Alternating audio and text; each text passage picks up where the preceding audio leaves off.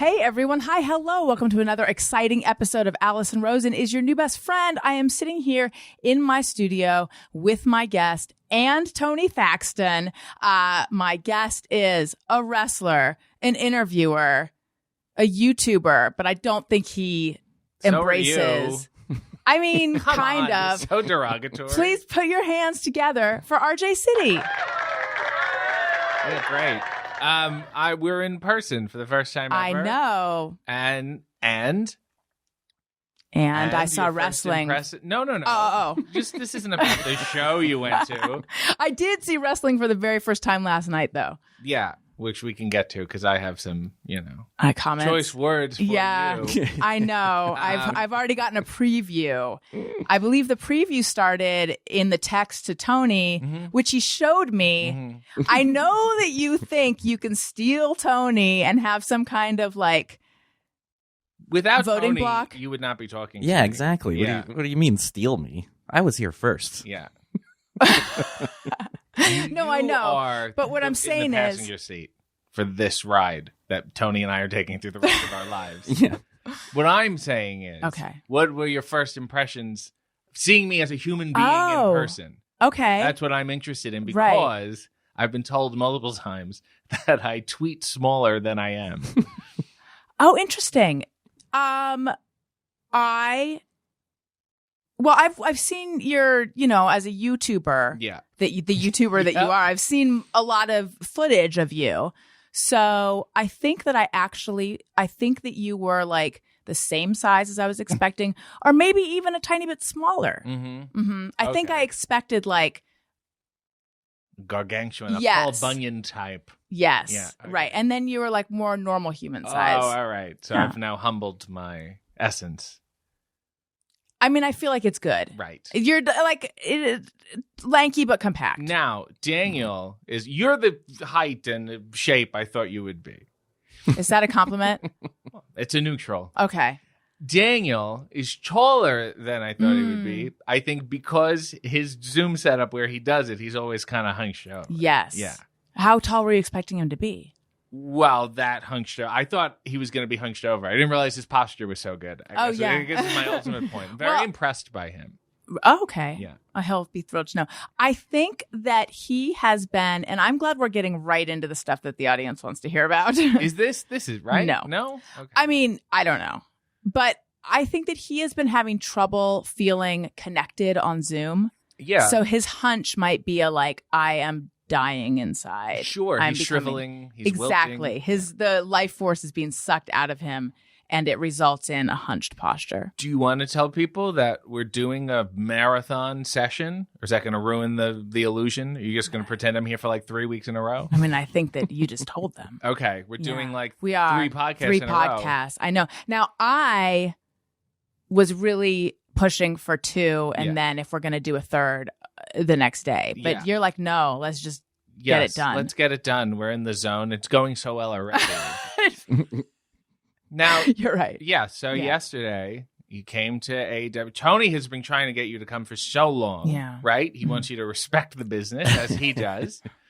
And you did the opposite. You spit in the business's face. You said, that was accidental. That was accidental. Okay. Here is my... Okay, say what happened. No, I want to regale everyone with your saga. I want to hear your assessment of it. Well, you wouldn't show up that late if you went to see Cats or the Phantom of the Opera. Where do you get off, I think is my question. Okay. First of all, the way it was presented to me was there's this show from 5 to 7. There's the thing that happens before the show. If we're going to go a little further back, my understanding was the show started at 5. Okay. And then all of a sudden, the show starts at 4. Right. And then all of a sudden, the show kind of starts at 3 or something. Right. And you missed all of those, though. No, I saw the end of the one that ended at 7. Yeah, she literally got there about 30 minutes. She got about the last 30 minutes of Dynamite. That's the best part. I saw the best match. I mean, I asked Tony Thaxton, welcome. Hi. Thank you. How do you feel like this is going? Oh, wonderful! I'm enjoying hearing all this because Okay. I lived through it and I was getting those texts of what was going on with you. Oh my God, the we're all sitting parking there saga. Going, oh yeah, he's still not here, still not here, still. But not you here. didn't show up to a planet like a pioneering explorer. Tony knows when to come and what to do. He's been I to know. plenty of shows before. I even sent a super thorough, detailed email of everything going on. I And, read it. Not only did Tony sent, and he called it possibly, quote unquote, the dorkiest thing he's ever done. He sent us an email with inline photos giving us the backstory of all the wrestlers. Yeah. So imagine, talk about a victim. Imagine how sad I was when I realized I was missing these matches that I really wanted to see. Mm-hmm. Yeah. Yeah. So my question is, why didn't you leave earlier? Okay. So Daniel was getting slammed with work. And I said to him, let's try to leave by 3:30, which would have gotten us there by 5, which now I know you're already thinking, like, why don't you want to get there at 3? Why don't you want to get there ideally before the show starts so you can see the show start? Do you understand what I'm saying? Well, You now, don't show now up I 15 do. minutes into a movie. You wouldn't do that, would you? I mean, some Seriously. people do. Yeah, but they're horrible people. Yeah, I would have liked to see the show start. Yeah. I'm on your side. You missed the pyro. I know. That's I have been truly sad about this and a little bit depressed and a tiny bit despairing and also sad, depressed. I feel despairing. like this was your way to stick it to Tony because he's wanted you to come for so long. And then you're like, yeah, I came. No. So what happened is Daniel was getting hammered with work and he's like, I'm not going to be able to leave at that time. There was a moment where he wasn't even sure he was going to be able to go. And I was like, well, if that's going to the night before he said that. And I'm like, if that's going to happen, try to give me a heads up. Let's make Daniel the victim here. Go ahead. No, I'm the what victim. a trooper. No, Thanks I'm for- the victim. Thank you so much for soldiering on Are you thinking me or to him? come to this wrestling show. Both of you collectively. Right. So then there was a moment where it's like, I could just go myself, which is obviously what I should have done. There's a lot of things about that I don't like. Oh, you wouldn't be alone, Yeah, though. you Tony would. is there. I'm there. I didn't know you were going to be there, by the way. What do you mean? I said I would be there. No, you didn't. Okay. I thought that once I realized because Tony, who has my back, shared some of the texts with me, that's where I was going before. Like, you think you guys have it, you don't. No, We no. do. I don't shit on anyone behind their back that I'm not fully prepared for them to know about. I do. No, and then I've had to stand behind it. I've been caught in some bad texting situations where I have texted. I've been in group chats where I've texted something so horrible to someone that the third party will text me on the side and go, just so you know, they were in that. And I go, no, I know. That was for them. Let's see the text. Do you want to pull them up? Between- Well, Tony's the neutral party here. Yeah. Between you and RJ about me. What during the show? Go back as far as you feel is Oh. relevant. There's really not. There's not much here because I didn't remember ever even giving RJ my number. But then I got a text from a number I didn't know that just said, "Let me know when you get in and where you're sitting." And to which I replied, "Sorry, who is this, Art?" A second slap in the face. You never gave me your number I know. I before. texted your email. It just came up. Oh. But I didn't know that was what you had done. Mm. All right, read the text. Yes, and then he says, "Correct. I'm hurt now, but regardless." I said, "You never gave me your number." I told him that me, my girlfriend, and our friend Pete, who edits the video for the show, will be there early. Not sure when Allison and Daniel will get there.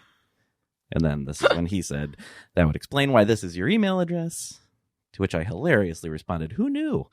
Fun guy. Yeah, just Well, the repartee is, oh my God. I mean, Get a room. Okay, so then we got there, and I texted. By the way, section 211, row 13, and Allison. What time is that? This is at yeah, that's key. This is at 5:20, so the show is 20 minutes in at this point. I said, by the way, section 211, row 13, and Allison is still 20 minutes away. And then RJ says, "She doesn't respect the business." No. And You then- would get tickets to the Phantom. You would not be seated. No, I wouldn't. And then exactly 1 hour later, I texted RJ, "By the way, Allison's still not here." And he says, the show ends in 40 minutes. Tomorrow will be a pip. And is this not a pip? It's a pip and Oh a my half. God. Okay. So by the way, we're not releasing this, right? Really? What are you talking This about? episode. No. This is just, I'm Yeah, joking. just for us. 'cause Yeah, We had okay. so much fun doing this. Okay. Let's see. And I will go back. I find it amazing that she's doing 3 shows in a row today, and I knew enough to show up early. It's not that I came by myself, too. I didn't have anyone chaperoning me. If you're Yeah. going to someone's house to do their podcasts, Mhm. do you show up at the time you decided on, or do you show up early? Truthfully, this is what I tend to do if I'm in that scenario. I will show up very early, but then I will wait to knock on their door until like the minute that I was supposed You'll to be take there. a lap around Yeah, the block. exactly. Well, no, I got whole LA traffic.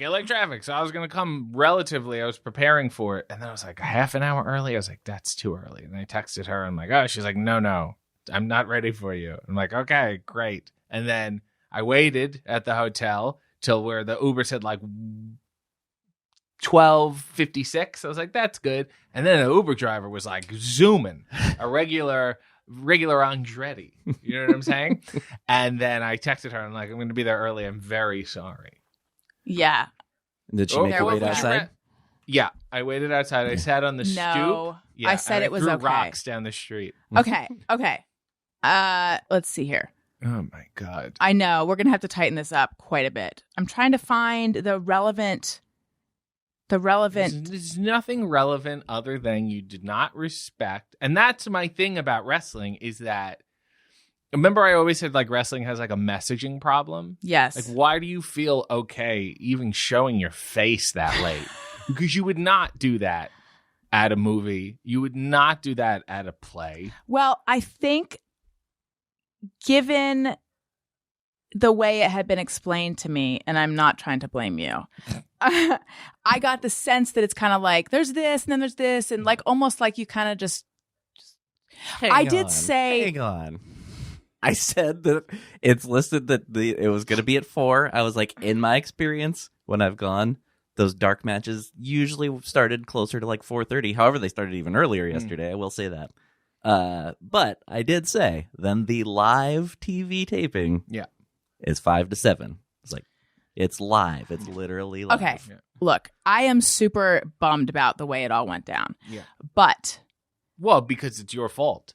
It's a reflection of you. Why wouldn't you be bummed? my fault is that I said I'm going to go with Daniel because I don't want to drive myself to the forum and try to figure out parking myself and go into the venue myself. Like if I was going to Uber myself, then it would be fine. But I get stressed about parking, and like that whole thing felt very stressful to me. So I should have gone. It is clearly Daniel's fault. But then we were going to be there at like 5:30. You've already heard this story, so I'll Yes. just for the judgmental Tighten listeners. it up for them, please. Yeah. So then we get there, we get turned away from the parking lot. There's Yeah. no parking here. 'Cause you're Park late. at 'Cause you're SoFi. late, though. Yeah. Yeah. Oh, I know. Yeah. Oh, I know. Park at SoFi. We go over to SoFi. You can't park here. You got to park back at the forum. There should be spaces there. We're like, we just got turned away from. They go back. We went back and forth like for an hour. Tony was telling me what I was missing. I'm the victim here. So we were finally, I said to Daniel, drop me off, which again, I should have done that right when we got there, which still was late. And I explained, I saw a couple parking spots and I talked to like a nice guy in the parking Well, that's lot great. who they radioed and they agreed to let Daniel in. I mean, it was a whole fucking thing. Did Daniel get his work done? Because I know he was. No, he had to slammed. he had to finish it when he got home. Oh my God. that sucks. Wow. And you had nothing to do. No, I had to you- finish some work too. Okay, good. Well, at least everyone got their work done. That's the important thing. No, he's still doing it. He's still doing his work. He's slammed. The guy is slammed. Yeah, and you I don't got to see your understand. cheese baby. Yeah. And I took credit for the cheese. I was like, hey, I'm the guy. Yeah. Yeah. You I didn't don't have any know that he cheese. understood it, If but not for, he will, because one day. years from now, I will message him and say, I'm the guy.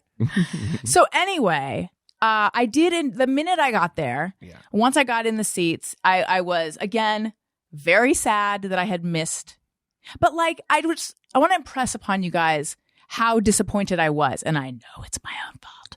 But I was like, it's just that feeling of like I've lost something I can't recapture. Yeah, my respect. I didn't know I had it before. And I do think, and Tony, you can corroborate with me, there is something about being there before everything starts. Yeah. There's that little buzz in the air of like, ooh, and no one knows what's going to happen. Oh, there was, okay. You missed out on that first cheer that sets the tone. And it's like going to stand up and hearing like that first laugh of like, oh, we're all together as a crowd.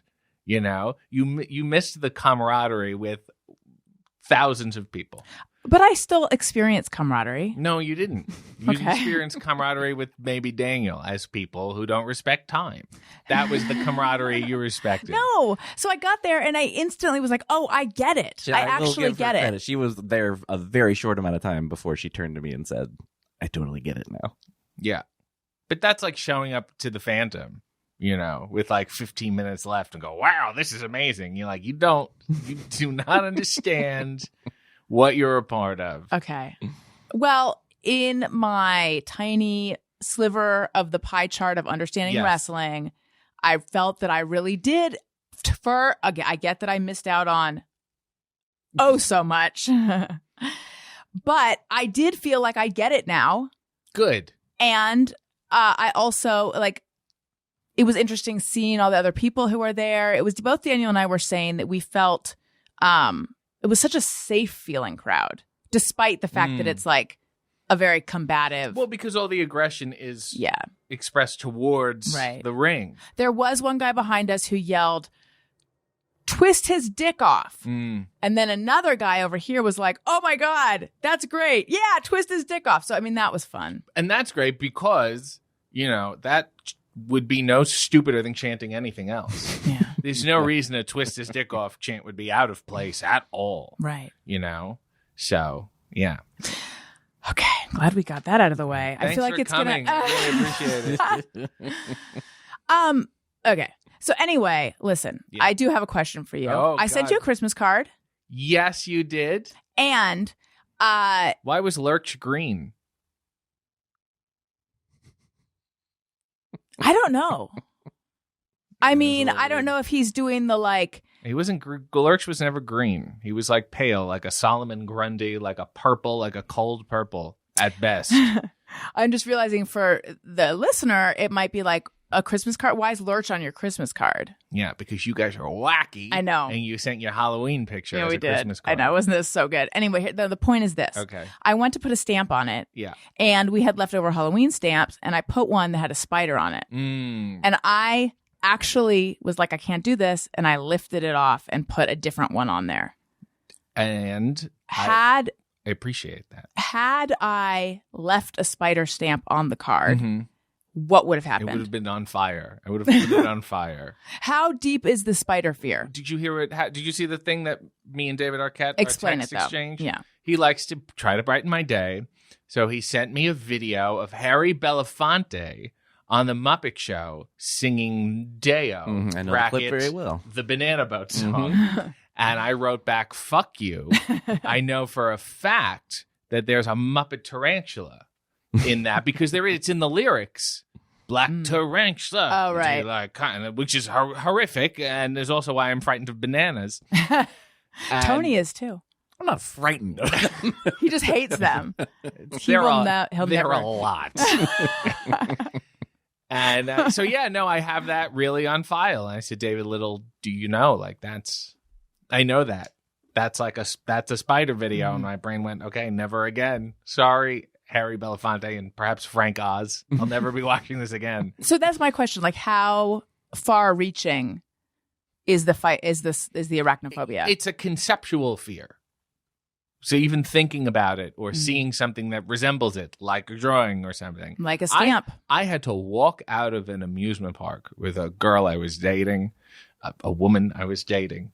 It was a dark ride, but it was a 3D thing. You get to shoot them. But it was a kids medieval themed. It was in the kids area. It was fun. And we're halfway in line, and they show you this little preview video of the monsters you'll be killing. And there's dragons, and there's spiders. And I was like, we gotta go. And they had they had happy faces on, but I was like, we have to leave. We need to go. So we faked some sort of emergency phone call. You have to leave the whole amusement park, or just the that line, ride? that Okay. line. Yeah, I was like, we cannot do this. So we had to walk past all these people. And they were, yeah, I faked a good, oh, what? Really? Over there? We have to leave. How did the girl woman feel? She was with me before that a decent amount of time to So know what she knew. was getting into. Yet still not. She wasn't stunned, but she was like, really? Yes. Yes. Have you had a bad experience? Is talking about it making you uncomfortable? I have not had a bad experience. I also distinctly remember as a child doing a project on them. So at some point I wasn't afraid of them. I don't know. When do you remember it setting in? I don't know. I must have been at least, I was like out of grade school, maybe like in the older, maybe a 7th or an 8th grade when I really stopped and thought about it. And what? And then sometimes though I can frighten myself because I'll be looking at my cat and going, spider's hairy. It's frightening. My cat is covered in hair. Why am I not afraid of my cat? And then I start getting afraid of my cat. Oh. So I can really think myself into just total doom. So it's the hairy aspect of the spider? No, also the 8 legs, the 8 eyes, like that shit is fucked up. That is beyond. And I was reading about like arachnophobia and even people who are afraid of snakes, that it's so beyond our human comprehension. It's so alien. The fear is that I can't wrap my head around this. Okay. So. Because I have I believe it's called musophobia. Oh, you don't like Musso and Frank? You had a bad experience? Yes, I did actually. Parking based. No. I'm not a fan of mice. Well, actually, let me rephrase this.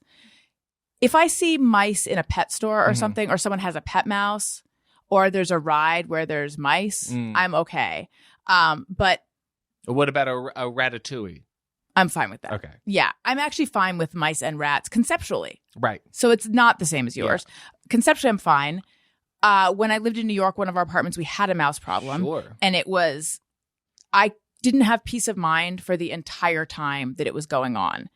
And I've mentioned on the podcast before, at one point I was like, what if I give them names? Because like my sister lives in this apartment and she makes noise, so walking around, and it caused me to have a freak out. So what if these are just small furry roommates? And I gave them names, Chad, Rob, and Grover, and both Lowe's and then Grover. And it didn't help at all. It did not help at all. Right. But I've been trying to figure it out, like, what is behind that fear? But I think that is just a disgusting, horrific experience, period, and that you don't have musophobia. And if you were afraid of a ratatouille, like if you couldn't watch that movie, then I would go, that's a phobic.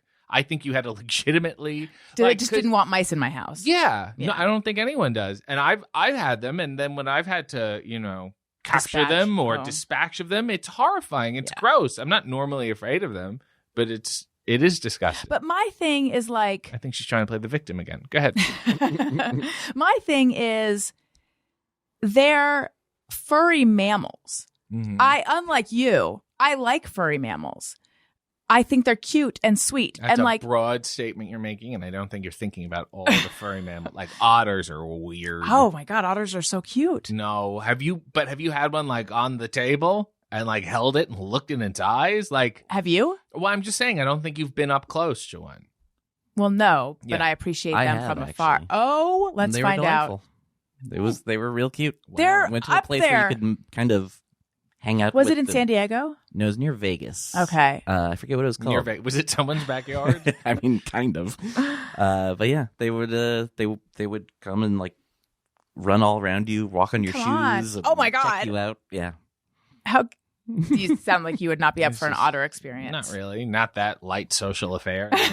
What do you need? Like a heart-to-heart with an like otter? when they swim. Sometimes you hear them swimming on their back, like behind glass. Right. Yeah. And they hold little otter hands. Yeah. So that fucking cute. routine. But that also, I think we are humanizing them, and it's wrong.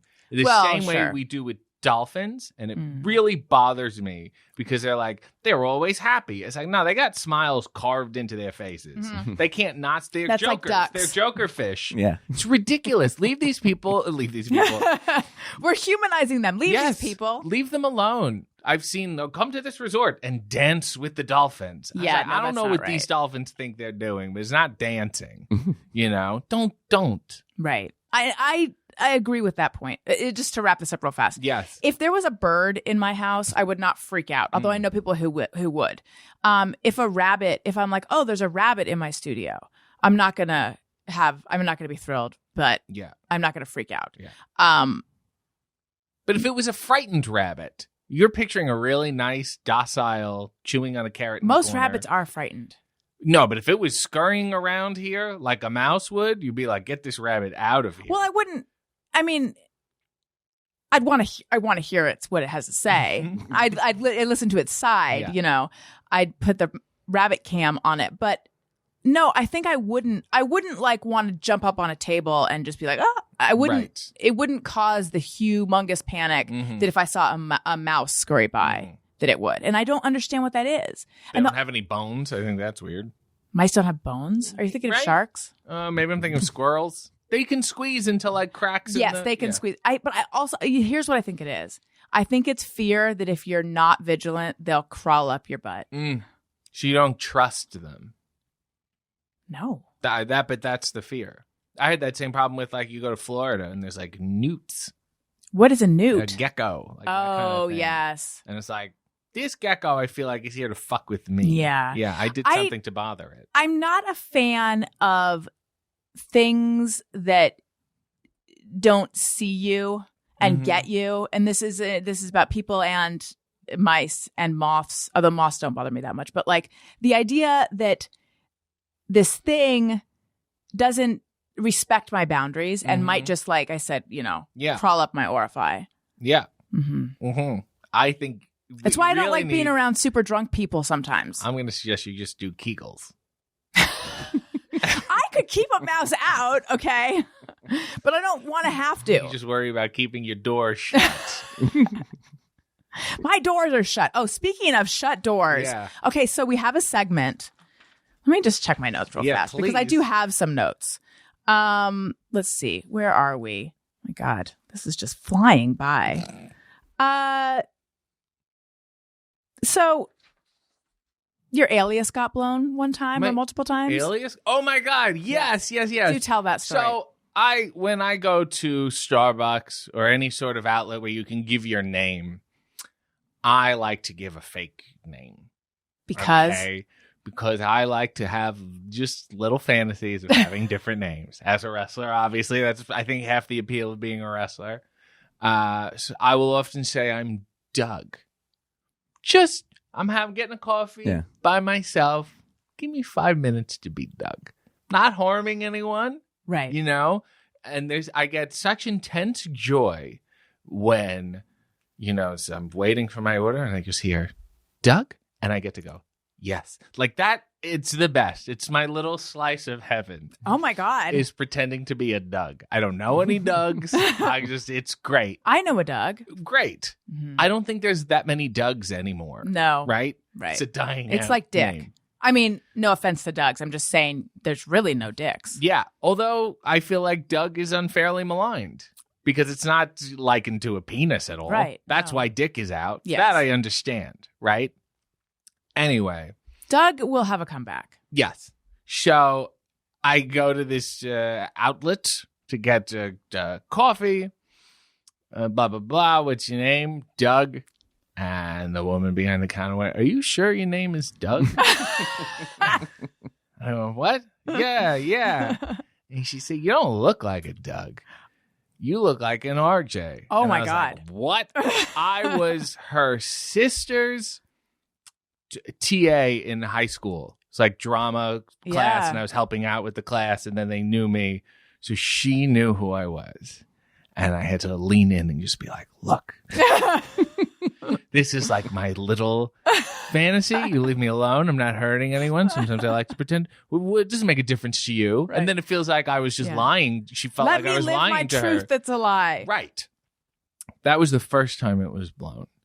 The second time it was blown, I was with my father. And he likes to participate in these games. He does not have the tools or the finesse to participate in them correctly. So they said, what was your, I guess I was out of my Doug phase. So they said, what was your name? And I said, Simon. Oh, wow. Right. Another great name that I don't feel like I can ever be called unless I Right. have this control. Right. So, okay, Simon. And they looked at my father and they said, what's your name? And he went, Simeon. Oh, my God. I am such a fan of your dad. Can we get him on the show? Sure. So first of all, it's hard work to convincingly present a fake name. Yeah. But when someone asks you what your name is, and not only is your first response, but also to look up in the air and sort of go, what is my name? I want to participate. This is a game. How are we playing this? What do I do? And he looked up in the air, and then I guess all he was thinking of was Simon, and then thought, well, I can't say Simon because he said Simon. He could be Simon Sr., but I get that in the moment it didn't occur to him. Right. And that now I'm Simon and my father's Simeon. So stupid. He doesn't respect the fantasy. He doesn't adhere to the rules of the universe I've created. And I was so angry at him because then I felt like we were just mocking the barista. Yeah. You know, I felt like we were taking advantage like idiots who are like, I'm Batman. You got to write Batman on the cup. Right, It's like, right. No, that's not why I'm doing this. Right. I don't want to harm anyone here. Yeah. This is just my sick Pleasantville where I'm Doug Right. or Simon. I'm Mike Hunt. Exactly. And that's really the grossest, most vulgar one you could throw out There was there. another one I'm trying to reach for. Amanda Hug and Kiss. Not that one, but that's a good one. I feel like there's another one. There's a few. What are the other ones? Well, I don't know. There's some wild ones like a hairy balsagna or something you can really take a walk with. Yeah. No, I feel like there's another like very obvious one though. Seymour Butts. Mm-hmm. A hero to some. No, what is the other one? I get a little absurdist. When I was at the Paley Center in New York, back in the day, you used to have to the appointment to watch the shows you wanted to watch, you had to put your name in, whatever. And for whatever reason, I was with all my cousins, and I thought, I'm Frankish. Frankish. Oh, how'd that go? We've never laughed so hard ever. It was the best to just make this person, and they're so sweet and they're so serious. But it's their credibility that I'm lending, you know, for my moment to be Frankish. Without them taking their job seriously, I'm nothing. You know, if they didn't respect what they did. It's really alchemy. It is Really alchemy. come together, yeah. Yes, that I could sneak in and I'm Frankish. So what happened with Simeon and Simon? Did it? What happened? My dream was crushed, and I realized that, you know, I have to exclude my father.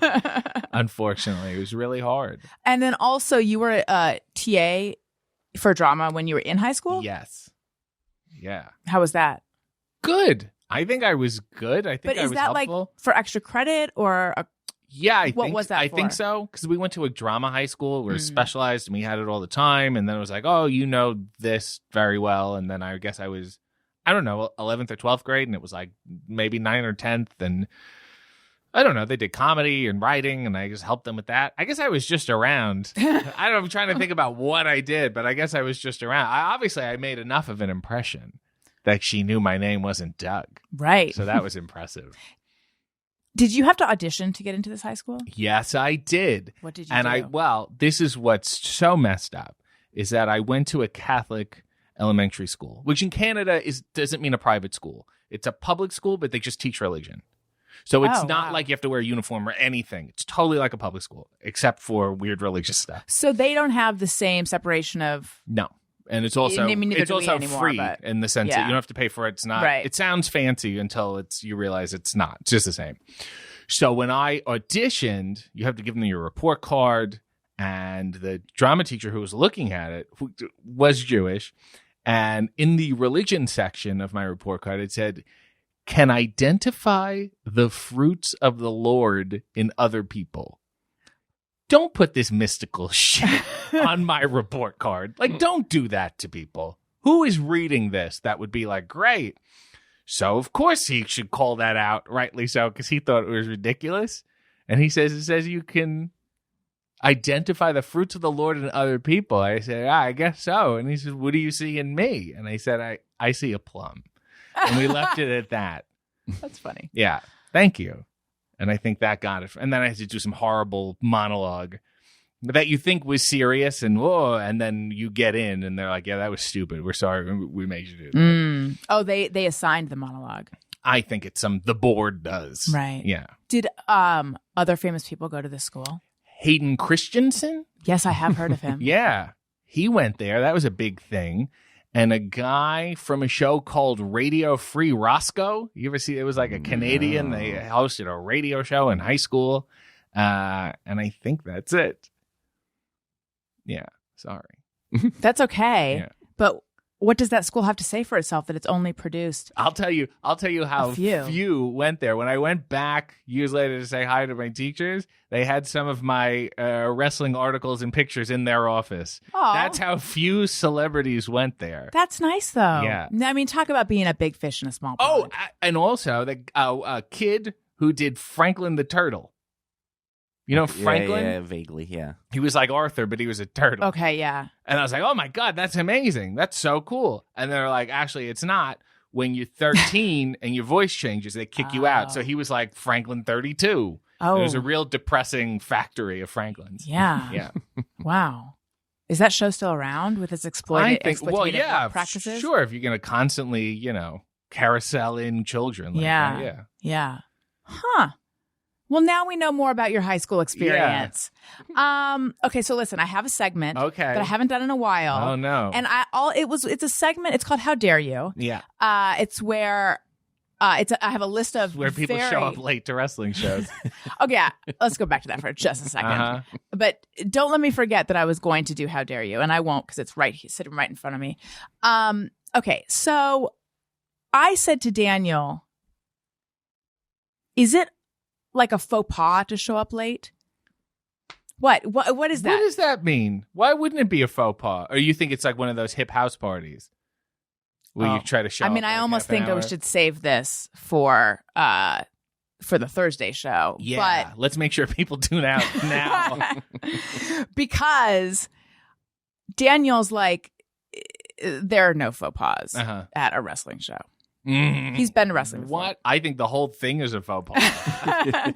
And because he's like, listen, it's a show at 4:00 on a weekday in LA. They cannot expect people to show up on time. Right. But it was a TV taping. If you're going to something live, if you go to the Golden Globes, obviously, it starts at a specific time. No, I'm not saying. It was pretty packed at 5. Yeah. Okay. It was like there was like 12,000 other people that understood it. So you can't say like, a wrestling show. There's no faux pas. Obviously, you seem to be the only two people who made said faux pas. That's not necessarily true. It was packed, Tony. Was it not packed? Tony, and there was just 2 seats, and I was going, why is no one sitting there? Are you saying that we were the last people to arrive? You're 100% sure, both of you, that not one other person might have walked up. I'm just telling you, the twist his dick off guy had no problem getting there on I know, time. and he had his daughter with him. Yeah. Young. Well, I don't think twist his dick is employed. So? You're going to employment shame the guy? Shouldn't it be harder for him to get there if he's unemployed? Yeah, that's true. Yeah. He might be gainfully employed. I'd like to take that back. I think you should apologize to twist your dick. I'm going to let that. I'm going to let your apology be my apology. Thank you. I'm just saying this is Daniel's fault. Yeah. Okay. And I won't forgive him for a long time. You're married to him. You decided to go with him, and this is the Viking ship you've decided to sail on. I don't know what to tell you. I legitimately feel bad. I was bummed out last night. I went to sleep thinking, tomorrow's a new day.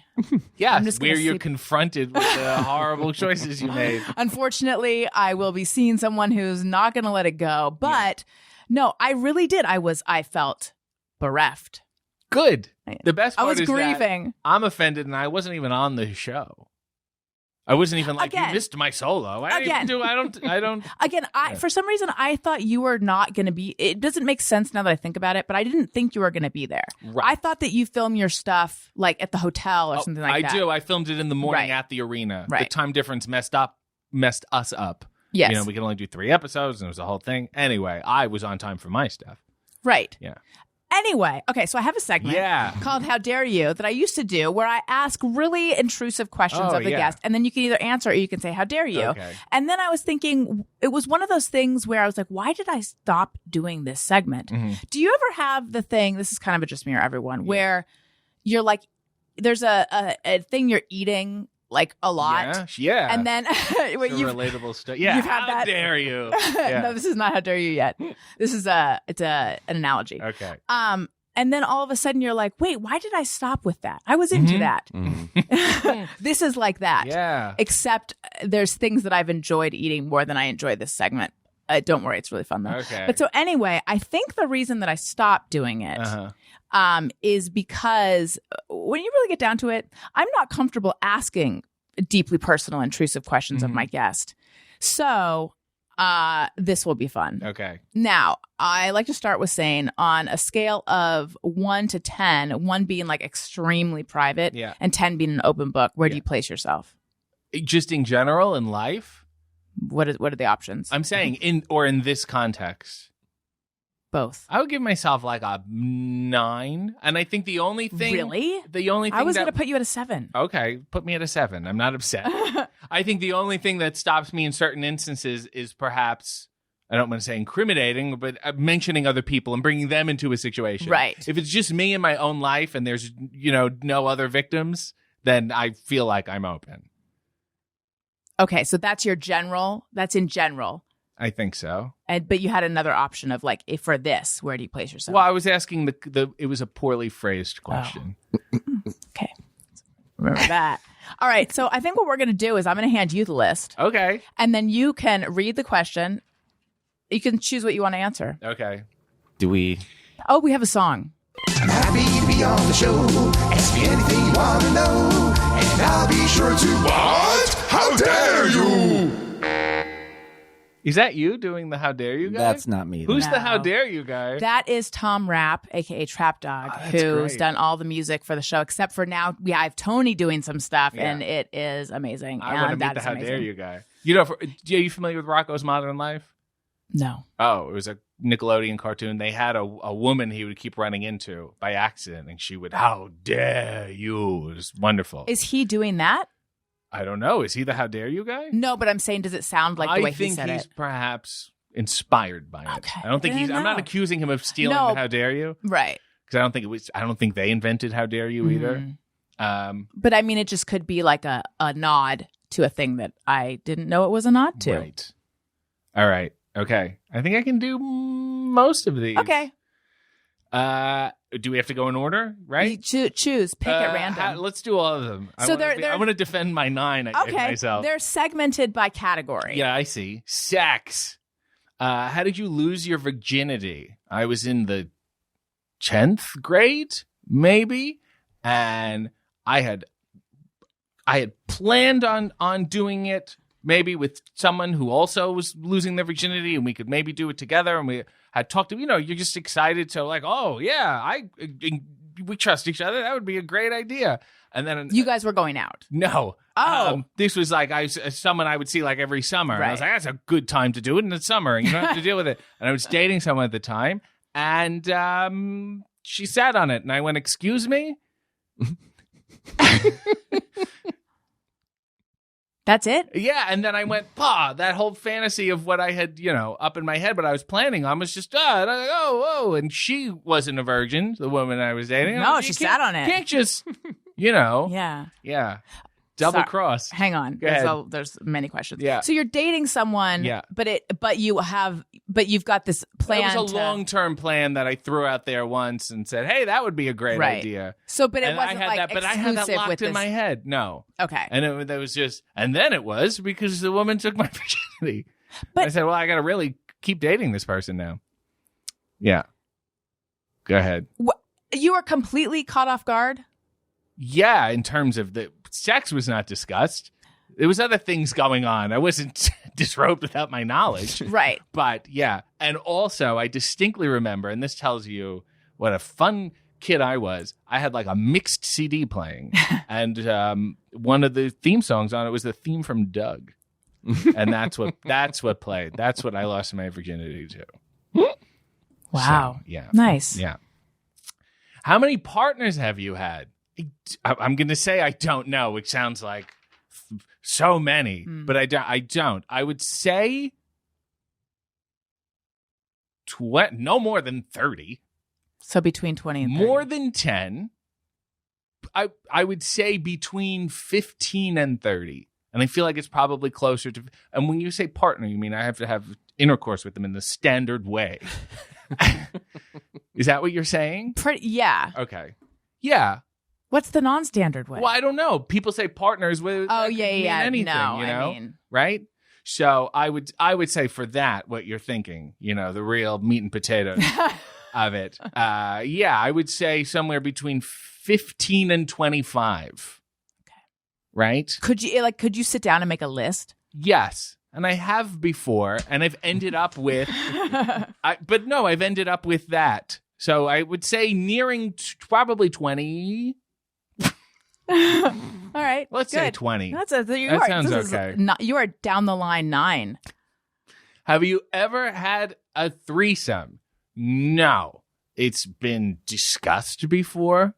It's really just seems like a lot of work. There's so many limbs. But even socially, it seems like just a tremendous amount of, you know, stuff has been thrown out and discussed. And then it's always those, you also don't want to play in it. Right. You should just find yourself in a pile of bodies. Right. And I'm not leaving the house. So it's not really happening. Right. You know, but I'm happy that I know people that we could have. At least was it discussed like it jokingly or discussed like, hey, maybe we should all do this? Oh, it was like, would you be interested if we did? You know, I don't think we will, but is that something you're in? Is that whatever? Oh yeah, I would. Okay, it was like that. It's like, well, it wasn't like, yes, you know, it was like, oh yeah, sure. Yeah, but then logistically, it was just not. But then, happening. Did you see them a lot after this? No. Because did you ever see them again? Yeah, but not in an appropriate setting. And you also don't want to be like, hey, let's have a threesome. Like that would be the worst thing. I would pass someone a note, threesome with a box, and then yes, no. But then if they say no, it's like the worst piece of paper in the world. That's you have to burn it. Yeah, like the stamp with the spider. Because like maybe this is revealing too much about me, but if I had laid the groundwork or the groundwork had been laid and I had consented to it with people ahead of time about the threesome thing, what? So I was just going to say, I don't even think we got to laying the full groundwork. Well, no, because that would mean like location. And that's also, I would say, the difficult thing. At one point should be spontaneous. And if it's there, it's there. The other time, you guys all better sit down and talk about the rules here. That is very important, I think. You know, you have to have a really non-sexual conversation about it, I think, to not, blow up any who gets to do what? If there's stuff that people don't like or don't want to do or or if it's not working for people. And how do they leave? You know what I mean? There's this band, the Giraffes, that I was super into in New York, and they have this song called After the Orgy, and there's this line, I guess we just put our clothes back on. I think it's funny, though. Yes. Yeah, it's just difficult. It's a lot to manage. Yeah. For everyone. But so anyway, I feel like if I had because it sounds like it was not joking. It was a sincere conversation with people about a potential threesome down the road. Yeah. That then didn't happen. Yeah. Every time I saw them, all I would be thinking is, I agreed to a threesome with these people. And I'm not saying I'd be like raring to go. Yeah. I'm just saying it would be front. Like there are people. I don't think they agreed to it though. I think we communicated that we would be open to it. Oh my God, we should work on a project together. Yeah, absolutely. And then if nothing comes up, nothing comes up. You know? That's not the same. We Tony, should go have a coffee. We should go have a coffee. And then you don't say when, you don't say where, you don't have a coffee. Well, I guess I just drink a lot more coffee than I have threesomes. Right. So for me, it would be so like, Because, like, there are guys that I've had crushes on in my life. And for the most part, every time I see them, 25 years later, I'm just thinking about, like, I used to like that guy. Yes. I've thought about that too. No, but that's a thing where I'm like, I think the threesome is casual enough in a sense where it's like, and if not, also no big deal. I like this person, period. I don't want to have a relationship with them, like a one-on-one thing. I think that's different. Right. This is a cavalier. This is like a pool party kind of feel. Yeah, You know? I mean, the pool is open. If you want to hop in, you hop in. If not, the pool's there. What do you want from me? So, okay. Yeah. I think I don't think I could do that. Yeah. I think I would feel clearly I have hangups, but I think I would feel like embarrassed that, like, why are we not threesoming? Right. No, but you can't throw it out like a hard, this is going to happen thing. It's like a thing. And I'd be open if it Like, happens, we it should go happens. to, like, I would love to go to Tahiti. Yeah, sure. No, that requires money and scrolling and things. I don't know what kind of threesomes you have. Okay, go on. Have you ever had sex in public? Define public. Well, you tell me what you think you've done Like that qualifies. The woods, Was anyone else around? the trees, So the no animals, people. I don't. There to could have my been otters. knowledge- There could have been otters. To my knowledge, no. Okay, that still counts though. Okay, so I would say that's it's a public place. Yeah. You know. But I thought you hate nature. Yes, but I was with a girl who had taken my virginity without me agreeing to it, and And sent then me down a horrible path. Yeah, no, I had. You end up with them. How I can think of no sex that would be worth having mosquito bites on your legs. Yeah, really. I would be with you if you said, I promise, if you date me, you'll have no mosquito bites. I'd be very interested. Money. What's the most you've ever spent on a single item? I don't know. I'm thinking of things that are like $1,000. I'm thinking I must have spent more. And you've excluded a car. Yeah, is because like, that's okay, what yeah, everyone's yeah, most yeah. expensive I thing. understand Car how or this home, works. yeah. I would say I spent an inordinate amount of money on like my first headshots. I was Oh. all in. I was like, let's make this work and let's do it right. And I saw a stack of them. And I was going through some old stuff and I was like, oh my God, these are all horrendous. Oh, you didn't like how they turned out? Well, I was doing shots to be people that my agent thought I could be. And the answer was no. Like what kind of people? Like a detective, like a cop drama detective, the person who you think I could be until I opened my mouth. And then what came And out? they go, this guy talks about Don Knotts. No Well, you can have a police station script. wants to work with this guy. You could be the zany detective. No, because my words still sound like I want to talk about Don Knotts without me saying it. And how much did you spend on those? Over $1,000, probably. And this is two, Canadian. with everything total, it was probably like $2,000, which feels like a lot for what that was. It just Right. sticks out in my mind as like that was a lot of money. Yeah. And it was me going, let's make the best of it, and I shouldn't have done that. Have you ever shoplifted? Yes, I had a very bad. I would be a snacker. You go to the grocery store, a bulk foods thing. That I don't know that counts as shoplifting. I had once. There was these protein bars that I enjoyed. Oh, and I this liked does having count. 2 of them, and they were very expensive. And this is how brazen I was. Is that I thought I'll pay for one, but I will eat the other one in the store, and I will give the cashier the wrapper to throw out. And they just throw it out, and I don't pay for it, and then they pay for the one, and that's it. It's a pretty good system, huh? Because it was so brazen. Why would Why a would thief you do that? give me the item they just stole, right? They dispose of the evidence. It was the perfect plan. It's the perfect crime. Yeah. So you were presenting it like I found this trash, No, I ate it. It's garbage. Do you have a garbage can? Oh, yeah, sure. And they but would like throw it out. like it wasn't from the store. Like you'd already purchased it. Right. That's what you're thinking. Yeah, I didn't say, hi, I bought this, but I was finishing eating it. They probably thought, oh, this is from the last time he was. Right. He wore that shirt in. Yeah. Wow. Yeah. Were you shaking? Yeah, a little bit. It was a lot. And then What part was a lot? It was like, just a lot. lot. Like how bananas Well, are a lot. you enjoy a snack, but then you're also sweating the whole time. I said I have to stop. Did you do this for the thrills? No, I did it because I did not want to spend that much money on How much were protein these? bars. They were like over $5. It was ridiculous. What kind of protein I was in bars high were school. these? I did not have enough. I did have enough money, but not enough that I was comfortable spending it on. Right. that. No, you were saving up for your headshots. Yeah. Your disappointing headshots. Yes. But It was an unjust price to me, and in my warped mind, I thought Yes. I'm writing the system here. right. Yeah. It's Jean Valjean. Mm-hmm. You had your reasons. So, 1 bar more.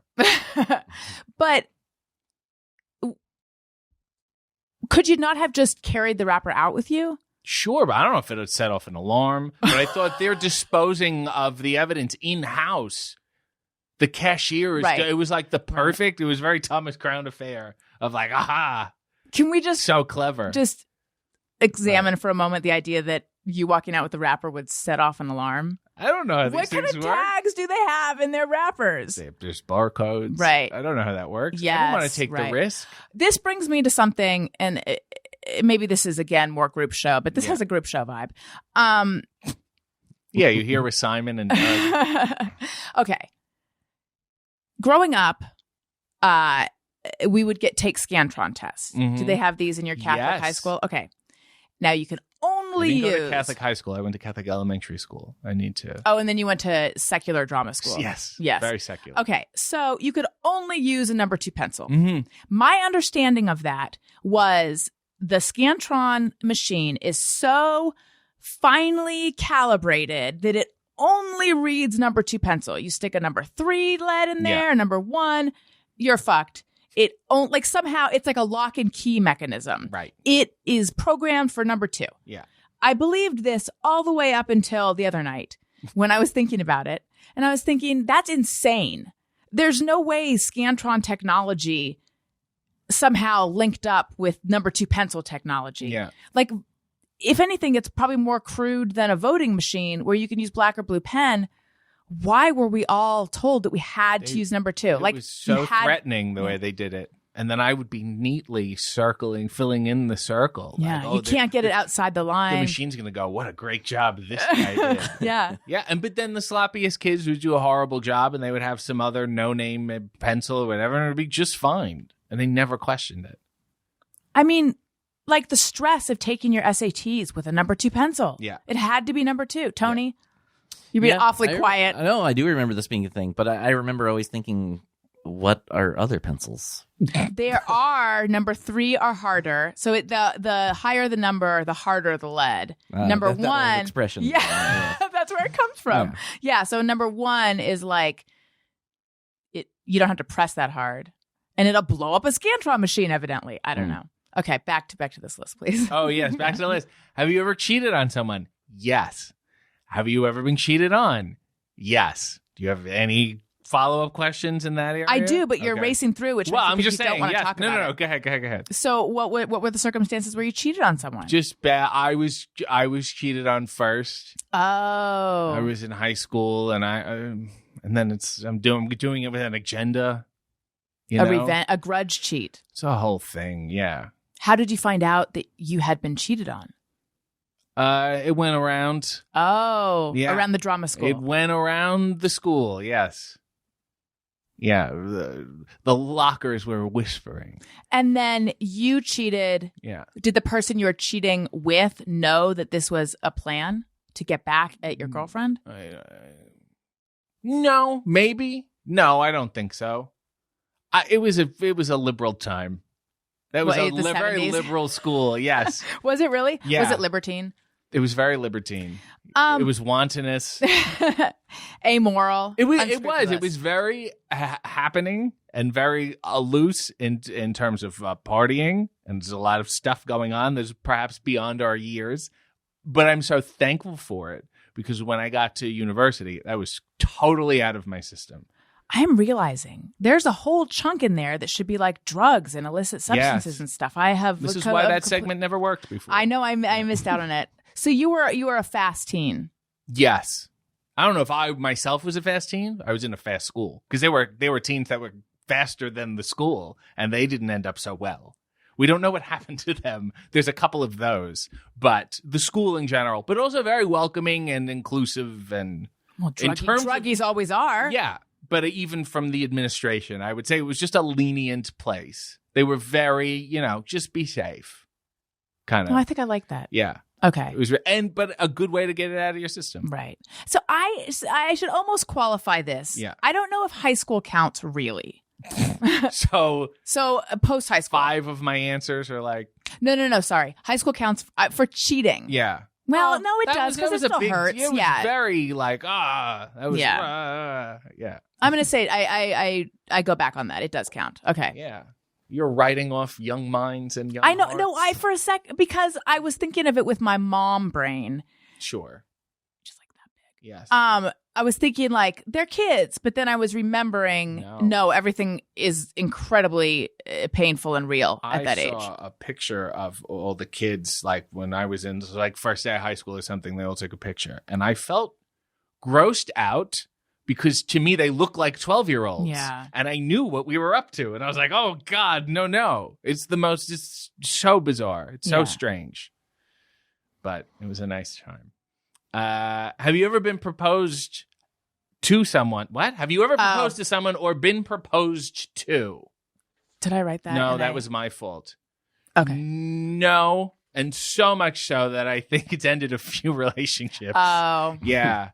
It was just not. I mean, ultimately, the answer is just not the right person to be with, I guess. Not that I have to marry at all. I'm not interested in it. I know plenty of people who are not married and are very happy. So, no, I haven't. But I felt the heat. It was someone I was with, and their sister was older. And she was then they were playing this tit for tat catch up game. And I'm like, I have no interest. I'm sorry. I don't want any of this. That is like relationship poison. Yeah. I would think to feel that the person is just trying to get married versus like they're so in love with you that they want to marry you. Right. Yeah. Ultimately, I'm that person who's like, oh yeah, he's joking around, but then it's like, but then when push comes to shove, I don't know what any of those sentences are. He'll want to have a child at some point. He doesn't want to now. He'll want to get married at some point. Oh, that's what everyone thinks about you. Yeah, that's that I can change him kind of deal. And it's like, no, I want to talk about Don Knotts all the time. Like, this is it. Sometimes they look for the other layer and no, you're at the bottom. Surprise. But yet she's found somebody. She got back together with the person she was dating in high school. Look at that. Who, may I say, did not wander very far. He was skulking. He was skulking around. And they're married. What does that mean? He lives near the high school? He was waiting for the relationship to end. I wasn't see. accusing him of any crimes. And they have a kid. They have a kid now, and they're happy. And it's like, that's what you wanted. Good. And me, here I am doing 3 podcasts in a row, and this is what I wanted. So it worked out well. Worst thing you've ever done. So this is now the listener questions, right? Oh, no, that's my question. Yeah. Yeah. You got to define worst. No, it's how you define worst. Well, I think also on there is biggest regret. So yeah, worst thing you've ever done. Trying to think of something that was like, if I ever like defaced someone's property or some sort of or like crime. Hurt someone in a way that you feel bad about. Yes, I absolutely have. There, you know what? And can I group that in with greatest regret? There is a friend we had in high school who is going through mental health problems, and we were not aware of we did not have the tools to understand that at the time. And I feel very bad about that we didn't perhaps help the person when the window was there for us to, not that we knew. Is this person still around? Yes. Okay. Yes. Everybody's still alive. And I still talk to the person. I wish we could have been a better friend to him, that we had the capacity for that. How you were in high school though? I was in high school. This only happened in high school. No, but what I was just going to say, not that you're asking for this, but I just feel like go easy on yourself. You were in high school. Sure, well, it's a regret too. Yeah. And I feel bad, and I feel like that was an opportunity to help someone. Right. Not that I consciously looked at him and I was some sort of therapist and said, no, never mind. Right. You know what I mean? I also, I think that we could have been better.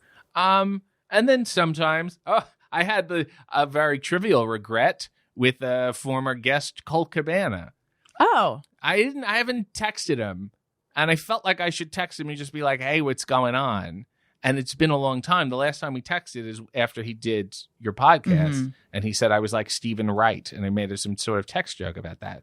And then I felt too much time has elapsed for me to regularly he went text through some him. stuff. Yeah, but also I just haven't seen him. I don't have to have sit and commiserate with anyone. Right. I just like to know what's going on. And and then I saw him at the show, and I was like, hey. Last night? Yeah. He was there? Maybe if you showed up on time. Wait, for real? And there's pictures backstage. I don't know why you didn't know. Anyway, Aw. I was like, I was hey. just thinking. And then I about did the him. worst thing of like, I, just so you know, have intended to text you. And then I haven't because I felt like it was so long that you would have been like, what is this person texting me for? And I was just projecting my neurosis because that's something I would have done. And he was like, no, why would I do that? My texts are always open. And now I don't know if I should text him. I've aired it here. Now he's going to be listening to this. I'm sure someone will tag him and say, right. RJ really wants to text you. I feel like I've just made it worse. Yeah. Yeah. Wait, sorry. What was he doing there?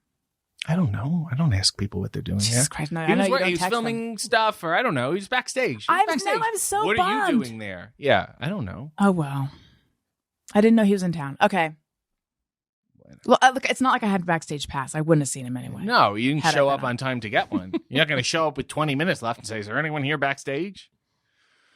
Hey, ever committed a crime? Well, I guess that was theft. The protein bar. Yeah, that was pretty clear theft. Yeah. I don't think I've ever done anything else. I mean, are we counting traffic violations? Probably not. Did you regularly park where you shouldn't? No, I don't think I did anything that was too wantonness or illicit. Ever got caught masturbating?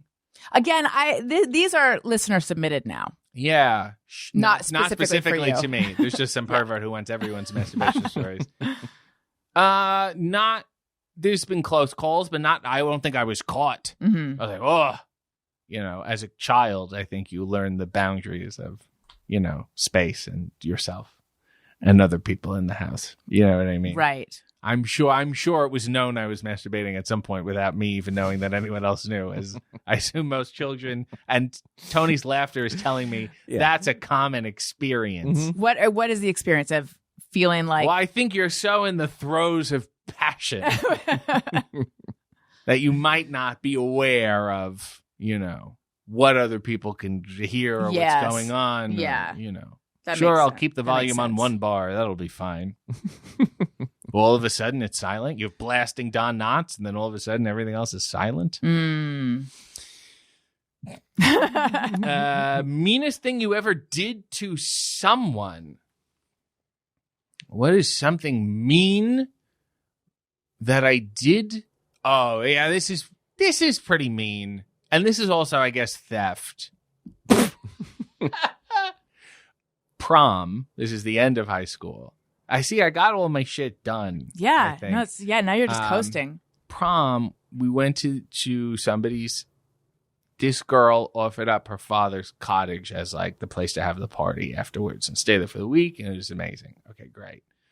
We were like the first car that got there, which is the best, and was our goal, so we could pick where we wanted to sleep. That I would have been on time for. Yeah. See, The if there was stress- a bed backstage, Oh my God. you would have been there at 3. Oh my God.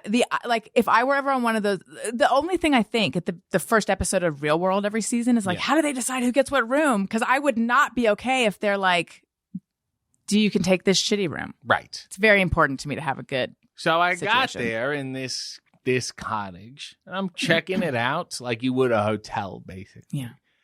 And unbeknownst to me, I had chosen the erotic paraphernalia room.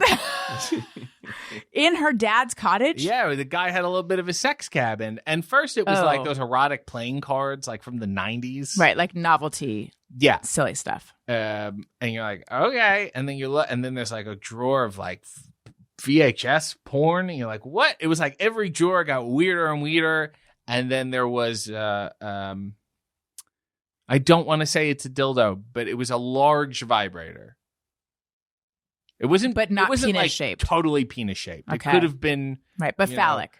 phallic, and that's clearly what it was used for. And, you know, of course, we made a lot of fun and whatever, and I took it Oh. because the joke was, we place it in people's bags, and this thing would keep making appearances. It was very Sisterhood of the Traveling Pants kind of thing, right? Have you seen that movie? No, I got the gist, though. Okay. It's very sad. So, first of all, I was told that the father said no one afterwards, said, your friends, you can't come over anymore to the cottage because, this is the best, quote, someone took something. Why are you leaving that in the drawer? Why would you open that? If you have a sex den, don't invite all these miscreants over. Well, the whole story is kind of stunning in that regard. Right. That he offered up this cabin and he has a sex dungeon. Right. And then we put it in my drama teacher's tissue box in his car underneath Kleenexes, with the goal being that his wife, because he didn't seem like a guy that would blow his nose or cry or anything, but his wife would eventually, years later, I don't know how it takes you to go through a box of tissues, and then she would get to the bottom and go, what heavy thing is in here? And we had written his name on it. Did you ever find out what happened? Yeah, apparently no one uses the tissues in the car. And it was, months and months and months and months. And then we were just like, what's the deal? And he's like, I don't use these tissues. And we're like, all right, well, there's a dildo in there with your name on it. Yeah. This was your drama teacher, you said? Yeah, but it was in a right, because it's a happening school. It was yes. Okay. Yep. It was happening. Celebrity who is secretly horrible. Well, now, I mean, the intention would be that it's someone that you've had an exchange with. Well, I had a very public. I went public with the exchange when I was a child. I was in grade school. That hockey player blew me off for an autograph, and I was so crushed and so upset. And he's still. Peter Forsberg is a piece of shit. I have no problem looking him in the eye, which no one will ever tell him. So yeah, it's not secret. Celebrity who is secretly awesome. I feel like there was a lot of wrestlers who had a reputation for being an asshole or whatever. And then, I would work with them and they were really nice. And then I went, am I an asshole? And it's just two assholes getting along. Like, did I do something different? Right. And I had to do that very well, he was always nice to me. Oh, I like that guy. Like who? There is a guy, and I don't even want to name his name because I feel like I'll just drudge it up. But not well liked publicly. Very difficult to work with. That's what has been said. So I went into this match going, oh, gee, this is going to be a headache. And it was a difficult match. It was hard. It was a lot of work. But I did it. It wasn't anything like, beyond the pale. And then afterwards I get to the back and he blows past. Like I go to say, hey, was everything? And he just blows past me. And I went, all right. I heard this guy was an asshole. He was an asshole. I broke even. 5 minutes later, he comes back and it's a very long locker room and he's making a beeline towards me. And I'm like, he was a guy who just like is always intense looking and talking and can't not be intense. Would we know who this is? Tony would know who it is. Okay. If I had gone last night, would I know who it is? No, he wasn't on that I'm show. joking. He's not anyone who's remotely connected to anything I'm doing now. But he was making a beeline towards me. And he was walking so long that the area was so large that in my head I'm going, look, I don't know what his problem is, but he's going to just yell at you about whatever, and that's it. It's over, and just deal with it, and whatever. He walks up to me, and he shakes my hand, and he goes, hey, man, thanks. You deserve this. And there was $50 in his hand. And I was like, shit, I was anticipating you being an asshole, and now I don't know what to do. You know what I mean? I mean, it was very sweet of him. Yeah. And then you don't know how to reconcile those things. Right. When people... And then he's done... What's his angle? That's what I would think. What is his... Well, I mean, what else is he going to get from me? He got everything he wanted already. Well, yeah. But no, he's done some... He has unscrupulous views, shall we say, Okay. publicly, and that shit is bad, Mm-hmm. But then before that, he gave me $50. Right. So I always consider his Yeah. point of view. Yeah. No, like Hitler left a nice tip. Well, for that waiter, no, that guy's, but he didn't. There's no way he tipped anything.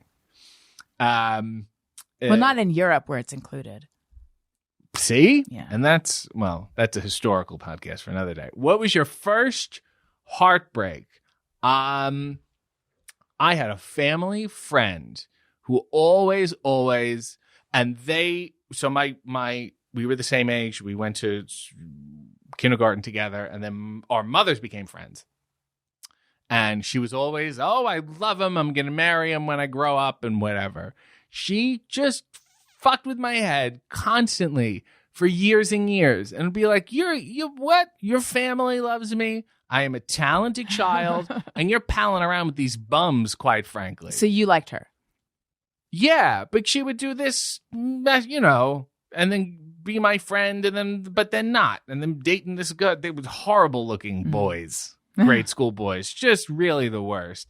And then I got hot. By those standards, I had to go glow up, which was not a term then, Right. And then it was like, fuck you. I wanted to keep that you don't mend that heartbreak. You already made your choice. She came back You around. made your choice. She texted me a couple days ago. Let's go. She has a husband. She has kids. She wants to maintain. She wants to have lunch and what? And then we did have lunch a while ago. We're all family friends. But she was like, why didn't we do anything? What'd you say? Because you're a fucking idiot. I don't know what to tell you. I was available. I was, humping couches as a teen boy. I didn't have many standards. It was all you. So Did you she tell has her to that? deal with that. Yes. What was her reaction? Well, laughter and frustration. I don't think she was frustrated. She's happy. She's Right. The guy, I'm going to cause a rift. No one's listening to this. That's a family friend. I don't send this to people. No, I've got a huge listenership. Your Okay. family and all of your family friends are. No, you're probably okay. Yeah, which is great. But yeah, no, she messed it up. I even helped her father move. I was a good person to these people. Yeah, that was all on her. Right. All on her. I'm just saying. So she didn't give you the what? But I didn't know. No, She was like, why didn't we do stuff? And I was like, well, I'm not going to force myself on you. Number one, I'm around, and you were just doing this bobbing and weaving, and you play chicken, and enjoy the truck you're currently sitting in. I don't know what else to say. You missed the boat. You thought I'd be around forever, and I'm not. But your father was nice to me, and that's why I helped him with his armoire. I mean, it sounds like it all worked out. Yeah, I think so. For me, at least. It sounds like she might have some regrets. She has children, and that's good. She's happy, I think. Sure. Okay. Okay. Last one. Last thing you screenshotted. Allow me to look. My merch. I got a new mug. And I screenshotted it because they don't tell me when I have a Hey W mug. And they didn't tell me. But let me look at my deleteds and make sure there's not something better. So I feel like there's things that you delete. No. Picture with Ken Jeong. No, there's nothing good here. Oh, there is a good one. A comment that somebody left on one of my pictures that said, "Is this guy gay?" And you screenshotted that? Yeah, because I sent it to the person who took it. Oh. It was just an odd thing to leave a comment. Was it a friend of yours? No, just some random fan. It's just, is this guy gay? It was two guys. It was me and a guy who films Hey W, and we were sitting on set. And somebody wrote, "Is this guy gay?" And I was like, "Oh." Wait, who'd you send it to, though? The other guy in the picture. Oh! I thought you sent it to the person who left the comment. And I was I so don't know the confused. person Right. at all. Okay.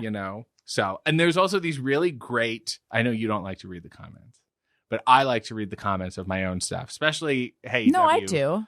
You shouldn't, though, right? No, it's better not to. Yes. Yeah. But I get these comments, you'll break even, where the first comment will be, "This host is horrible. He's the worst fucking host I've ever seen. He should be, fired." And then immediately below it will be, it's like literally the exact opposite. Mm-hmm. And then it just, it brings it up. That He's works for fantastic. you? We need more of it. And I was like, well, I'm crossing. Yeah, well, I've broken even. I don't think I'm fantastic. No, but And I mean think that's that what like helps. emotionally. You don't dwell on the negative. Because for Yeah. me, it could be like 20 positive comments Mhm. and 2 negative ones. And I'm like, well, Well, no one likes me. So this is the thing. The negative comments bring me down, but the positive comments don't lift me beyond my neutral. The Yeah. positive comments That's keep why me at reading the neutral. that's why reading comments is like a bad idea to begin Right. with, because Right. there was a point at which when I was on the Adam Carolla show, Yes. and there was just such a fervent Fervent. commentary. Yes. No, a fervent commenting. Yes. This is semantics, but anyway, there were tons of comments all the time. Sure. So and of course, like at the beginning, it's like 200 people talking about, leaving comments about me. How can I not want to go look at that? Yeah. But it got to a point where I completely stopped. But before I just went cold turkey on it, Yeah. I was like, I'm going to look. And if I walk away feeling unscathed, that's a win. Mhm. So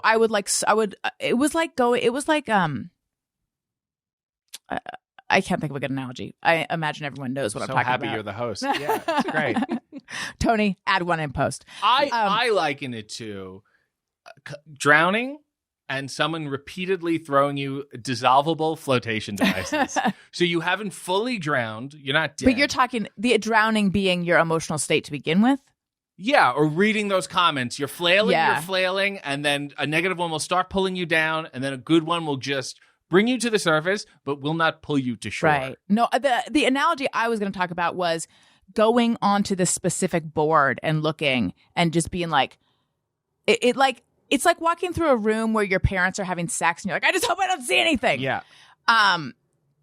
Like I would just read 6 comments and I'm like, I don't feel bad. And I'm gonna cut my losses here because I did it and I was unscathed. Right. Like, and then I was like, what am I doing? Right. With Hey W, I put a lot of different things. I put a lot of work into it and a lot of different kinds of comedy and different statements. And I'm interested to see what resonates with people and what people discover. Sometimes they think they see things that aren't even there, which is just great. Like what? I mentioned someone offhand in the Soraya episode. I mentioned a wrestler named Alicia Fox, who has not wrestled for years and years and years. And it was just an obscure reference because it was funny to me. And people thought I was hinting that she was coming to the company. As if the company, this is all let's cohesion. put it on our YouTube show. Yes, is that we have this big group of writers and they map this out meticulously. And I just mentioned her the way I mentioned Kaye Ballard, who, if I may mention Kaye Ballard, Please.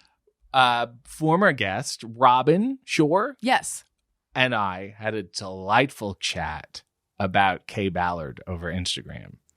Kaye Ballard, for those of you who don't know, and you being Allison, you know Kaye, Tony? I don't think so. There's I feel I have a familiarity with She Kaye was Ballard. on a show called The Mothers-in-Law. It was the show that Desi Arnaz produced right after I Love Lucy, and it was her and Eve Arden, who is the principal in Greece. Yes. Don't be a jock, be an athletic supporter. And they were mothers-in-law, and that was it. And they got up to shit. She was fantastic. She once apparently had sex with Marlon Brando, and I love her. I thought she was great and hilarious and wonderful. And then Robin posted something about her.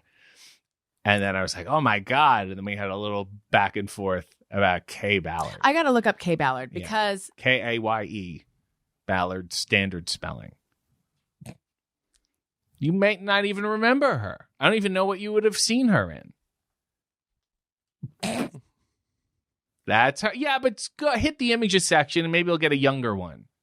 She got some wonderful pictures with Carol Channing. They have a very powerful handshake, but I don't think that'll be of interest to wait, you. is this her? Young her? That's her. Okay, yes, I she totally- would sing. She would be a Yeah. comedian. She would show up on Carol Burnett, and I had seen her first. She was on The Muppet Show. She was on a great episode of The Muppet Show. Right. So, yeah, that was my love affair with Kaye. Who's, Well, you're welcome for introducing you to Robin, Yeah. with whom you can bond about Kaye. I appreciate it because everyone else is dead. Yeah. Yeah. Including Kaye Ballard. Yes, very dead. R.I.P. Yeah. Kaye. So I'm looking at the time. I did solicit questions from listeners, so I feel like we should hit a few of those. Okay, would you say I beat your 7? With my openness? Oh, yeah. No, Okay. you're a total 9. All right. Yeah. Okay, good. Sorry, I was unsure what we were talking about. Yeah. It's a Okay. very classic 9. Now I want to know all the questions. Questions from our fans. Okay, so I am on Patreon, patreon.com/Alison Rosen. Patreon. And there are bonus episodes of The Friend Zone, my Patreon bonus podcast, which sometimes has a special guest. I did what I feel is the definitive Doug RJ interview with you. That's available for people who are like, I need more of this guy. But then we're going to do and another one, there's going to be 2. So who's going to define that one? That's going to be you've Well, you've set come it up back to be to the source of the definition. Yeah, but how many definitions do we need? A We're not definition. Miriam. Well, this is a follow-up. Okay. It's It's an addendum. Yes, it's a Yeah. postscript, Yeah. a coda. No, it's more than that. Looking back. It's a retrospective. Yeah. This is you know what I think we should do? Just talk about the other one. Mm-hmm. Yeah. I think it'd be Okay. a great idea. So there's that, and then there's the retrospective, and then there's also tons of shows with other people, all your favorite people.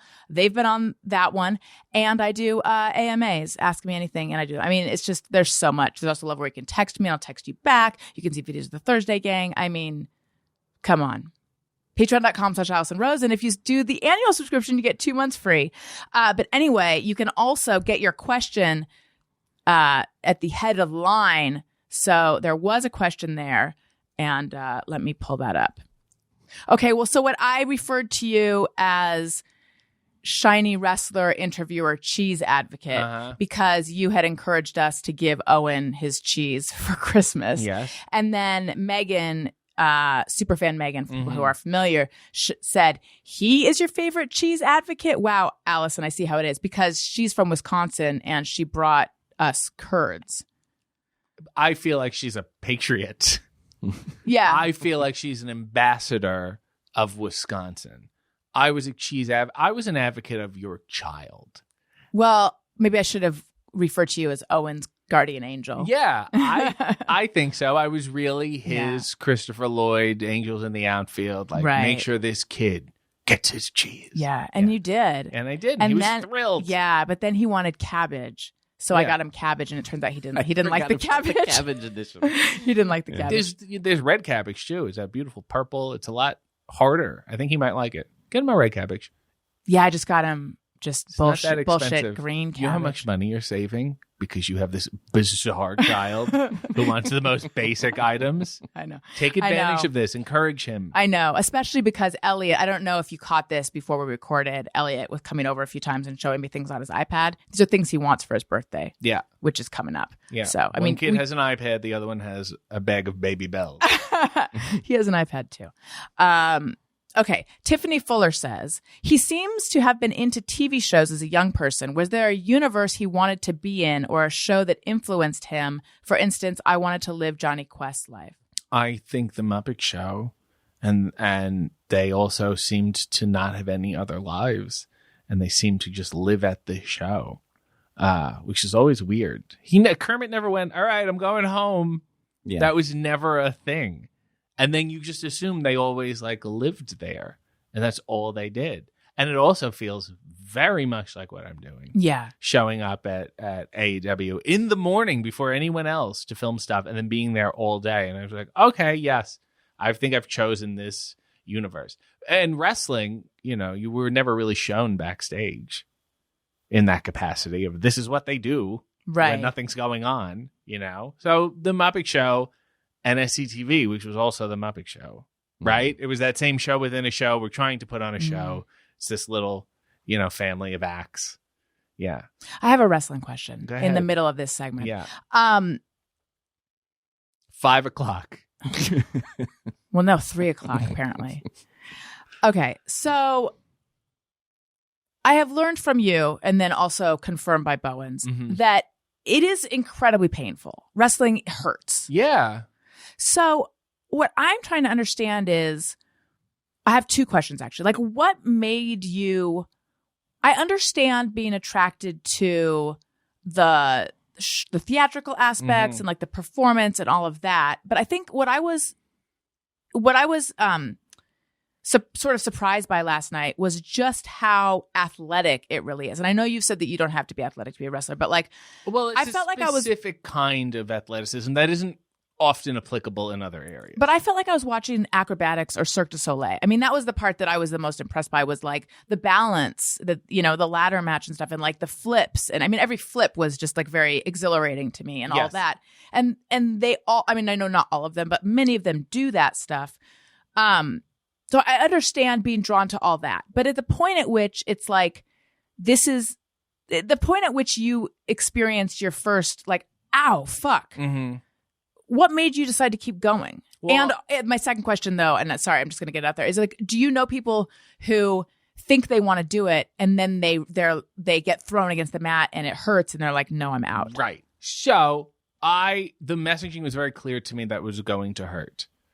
Like, especially in the late 90s, and like it's where wrestling kind of became more graphic, the violence on TV. Is that the Attitude Era? The Attitude Era, a lot of getting hit in the head with a chair, which obviously turned out to be a horrible idea, and many people have stopped doing. The bleeding, the whatever. So I anticipated it hurting, and I prepared myself. How, though? For it to be like wrestling in your basement. And you know what I mean? Like trying to fall down on the ground. And so you're anticipating it. So it wasn't a shock to me.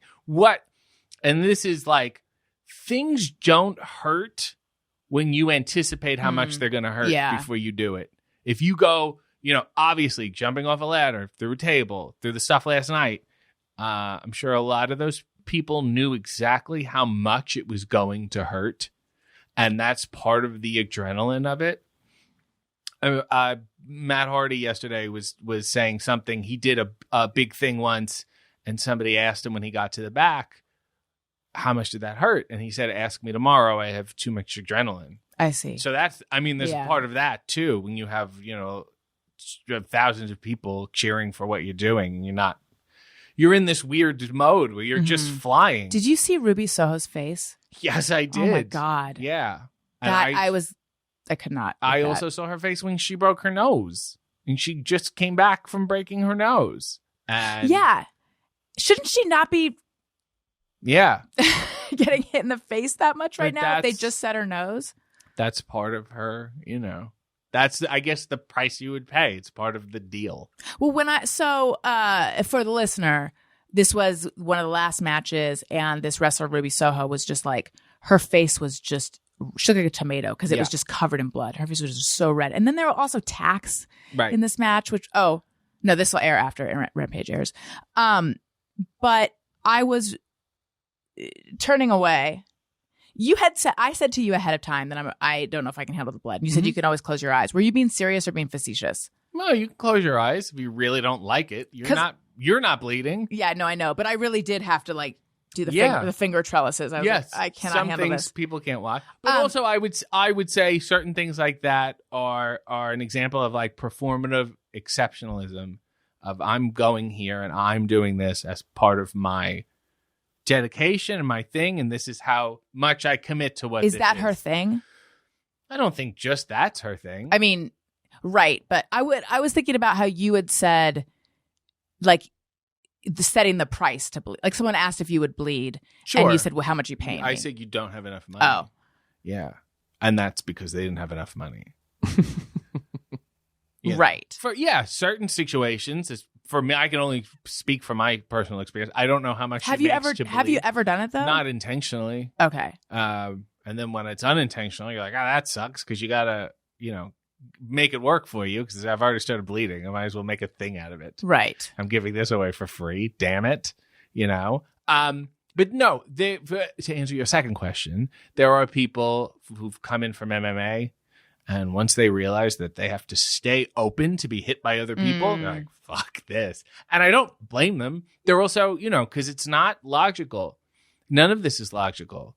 You want to, turn away from people. Right. You don't want to let them pick you up. It's very weird. So it's an untraining of your instincts.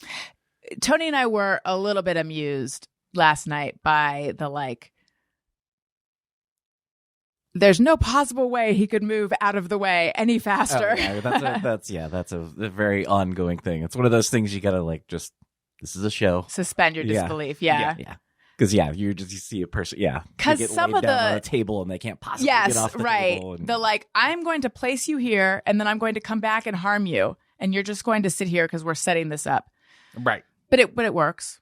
Yes, but that's also, I guess, like, in the same way in a play where they telegraph something. Yes. And you go, well, I know this is going to happen because you've set this up. Right. And it's I guess a better play wouldn't or catch you off guard, or they present it in a way that you wouldn't see the holes in their game.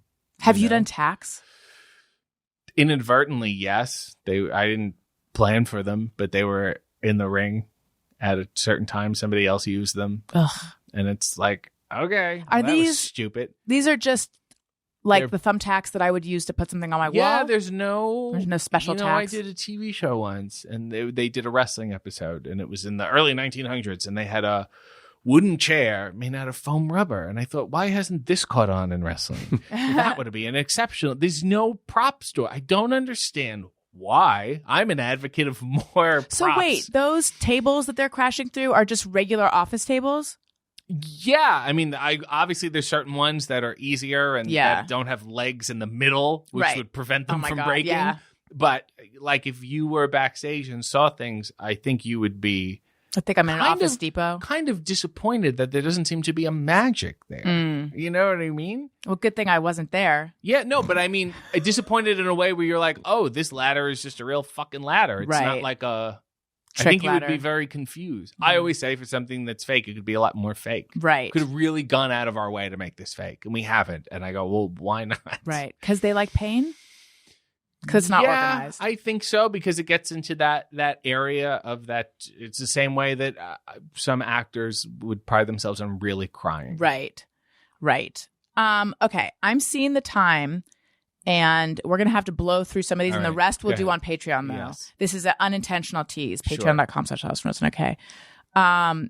Bo Bacraft says, in quotes, what is it like? Oh, it's I don't know great. what's that a reference to? I have no idea, but it's great. Okay, great. It's what's this like? This show? It's similar to Zoom, except this chair is better. So that's a you thing. More. That's a me. I need a better chair, is what I'm realizing. Yeah, it's similar to Zoom. Well, you don't find it to be totally different? I find it weird that you're looking me in my eye when you're plugging your Patreon, and I go, and I go, that's not for me. Yeah. Yeah. That part's weird. No, it is for you. Yeah. Yeah, it's a personal pitch. Thank you. Okay. Michael Canick says, if you were in the Golden Girls kitchen and could pick any cheesecake to eat with them, what kind of cheesecake would you pick? Rue McClanahan. That's good. Okay. Adam J. May says, why did he stop making his More Content podcast? It was the highlight of my week. And I want to also give a plug to that podcast. I think I listened to many or all of the episodes, and I enjoyed most of them. Yes. Well, I was contacted about doing a podcast for a large conglomerate of companies that were doing a big thing, and we want you, and we just love you. And it was in the middle of the pandemic, so I was like, I said, great, sounds good. And then, great, we'll be in touch. And they were never in touch. This is whatever. What the fuck? Pain in the... And the guy still follows me. I've complained to you about this, how very stupid it was. I don't know why it's insane when people do that. Well, what... The part where they don't contact you. That's what you're talking it's like, about. We'll be in touch. And it's like, you left me hanging. Yeah. Why would you... And you don't hate me. I didn't do anything to... I don't think. At least say something, Yeah. But... in preparation for that, I was like, let me start doing one on my own to get the hang of it. Not that I didn't know, but I wanted to get a little, whatever. So there are episodes and they're just 10 minutes long-ish. And I would just tell stories by myself. And that was it. And then this thing stopped. This person's not contacting me. This podcast is clearly not happening. And then I was like, okay, I guess I'm still doing this podcast. And then I did it for a while. I don't know if there's 20 or 30 episodes, and they're nice. And then I thought, okay, I'm good. I wasn't making money doing it. I was doing enough stuff. I was doing it on Wednesday nights before I was even working for AEW. So then I was like, yeah, let's, whatever. This is a thing that I just enjoy. But I'm happy that anyone enjoys it. I forget it exists. Yeah. I tell the Peter Forsberg story in full if you want to relive my childhood trauma. Yeah. Kaye is trying, you guys. Kaye says, Ballard? No, sorry, Katie. Oh, whatever. Kaye Ballard has contacted us and wants to know, does he consider himself a co-host at this point? We had talked about this, We. and I've insinuated that I'm taking over the show. Yeah. This long-running joke that you and Yes. I have had, that we're taking, it's going to be a coup Yes. to squeeze you out. Yes. Yeah, and the amount of tightening that Tony has to do in this episode, just because of your laissez-faire, quote-unquote, professionalism, I think is evidence enough that a change should be afoot. It's cute Right. how you think that's this episode. Hey, whose side are you on? And I also said that we would keep the name Alison Rosen, Right, so to we be could still sell ironic. merch, Yeah. but also, and just say like, Alison's going through a lot right now. You appreciate, please continue her Patreon. Oh, Yeah. I tell don't me know. more about Maybe your we plan. would go to, This, like, I've never heard what the plan is. she's at a retreat. She's working on herself. I think that's what we were Yeah. going to say, and leave it open to interpretation. And you guys are still going to record here, yeah. Why not? even though I'm in there. The child likes me, the cheese child. I have two, but Yeah. Well, the other one talked to me about gum. He perked up too. That's true. I've won them over. Yeah, and see, you said that that you're too much for kids, but I think that they were okay with you. Yeah. Well, because I encourage them to get things as gifts. Right, Yeah. right. Okay. Yes. And I think the way that this joke started Mhm. was to bring it back to this triangle of ours. Yeah. Was because you were blaming me for something and like upholding Tony or something like that. Right. And I said, "Oh, I see where your loyalty lies." Yeah. And then you were like, I said something about how I'm being pushed out. I'm so glad that you filled everyone in on the specifics of it. I know. It's really Because good. they heard the words, but they didn't get it before. I remember doing this inside long running joke and saying this is worth it to explain in full Should I read it? and record. Yeah, that'd be great. Yes. This is part of the tightening. Yeah, it is. You know what? I am like those Chinese finger cuffs. Uh-huh. The more you try to push me to speed up, the slower I get. Mm-hmm. So you just have to release. Yeah. And I would purchase you at a Dave & Buster's for 25 tickets. Is that what you're saying? Yes, you can get me. You can get an oversized comb, Mhm. and you can get a small black and white television but like that's going to take a lot of tickets. Do you have Saved by the Bell? Good Morning, Miss Bliss thoughts? Yes. Okay. Oh, Jeremy do I have Schmidt. thoughts? Well, I mean, are you familiar with It's it? a horrible show that I can never That's get not the into. question. In an ironic sense, I can't even get into it. Okay, it's still not And the question. his question was, because I read it Go earlier, for it. Yeah, while I was host the working show. out at the hotel. You're good. Why don't you go water the lawn or something? He was saying, do I think Good Morning, Miss Bliss Is canon, and with Saved by the Bell is part of the same universe? even though And if there's like so, these inconsistencies. how do you? Well, they lived in different states. Yeah. One is like Wisconsin, the other is California or something. That show is Indiana. so ridiculous and abnormal and not even kitschy enjoyable that I don't care.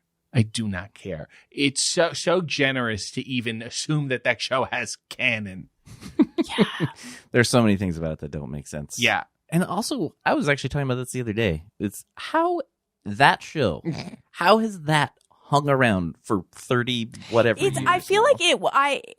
I feel like it's like not a generation, but like I was too old to be really Mhm. the people that it appeals to, because it's weird when I find people for whom that was like April Mhm. Rich, Richardson, yeah. who excuse me, take that out. April Richardson. I think I'm going off of like her, her, Instagram yeah. name or email or something. Not her email. This is certainly anything you could figure out. She hosts this podcast called Go Bayside, which is a rewatch podcast. Have you been on that, Tony? No, but I know April, though, yeah. Yeah. Terrible. I But don't know why anyway- anyone is giving time to that show. And ever. that show, her podcast was popular. People, and like Mr. Belding is apparently like some super creep that pops up locally or used to. Yeah, he used to always be at this karaoke bar up real close to See, here.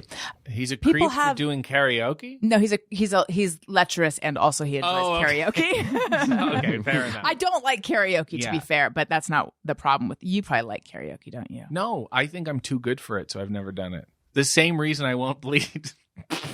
Yeah, I won't sing for free. Okay. You know? Yeah, the same. No, I just feel like, where do you stand on karaoke? Because I just justify my distaste for it with, well, I played in a band, so I don't need to get up on and sing into a mic? It depends. I've done it occasionally. It's not like I'm just like, oh, I'm gonna go do karaoke. Because there's Like, people who if are I'm hanging super out into it. and you've Mr. had a few Belding. drinks, I'll go. Yeah. I'll do it. But sure. having said that, I have a few songs in the chamber. Oh, for what are such an they? event. I'm going to just turn to Tony because I don't think you know this song. "A Town Without Pity" by Gene Pitney. Ooh, I don't know if I know that. I know the name Gene Pitney. You'll but hear it. There's a movie. It's really an excellent song. Sounds good. You're going to love it. Okay. But no, I think as much as, online criticism culture, it's always mean to some things, I think we have to stop and acknowledge things that we unfairly prop up Yes. because there's probably a good time in our childhoods. I do that a lot. And Saved by the Bell is one of those things. You're being so generous by treating that like a cohesive show. Right. Really. I mean, it's nice. You had a nice time. The color scheme was great. And that's all you're getting. Yeah. I think it was the college years or something. Oh. And they played volleyball, and Leah Remini was also there. Oh no, that was just Saved by the Bell. Really? Yeah. They went to the beach, though? They like had summer jobs. Yeah. That was just Saved by the I didn't Yeah. realize You know that. what's amazing? One of the audio guys on Hey W, his name is George, and we love him. He was in charge of all the remote sitcom episodes that were ever done at Disney. He That's would do cool. so he would do like whatever. When Full House went to Disney, he was the audio guy. He just knew Disney. I don't Yeah. know why. So I respect him more than Then say- Dennis Haskins. But that sounds like not that much. Oh, well, it's still something. Well, RJ, this has been delightful. Yeah.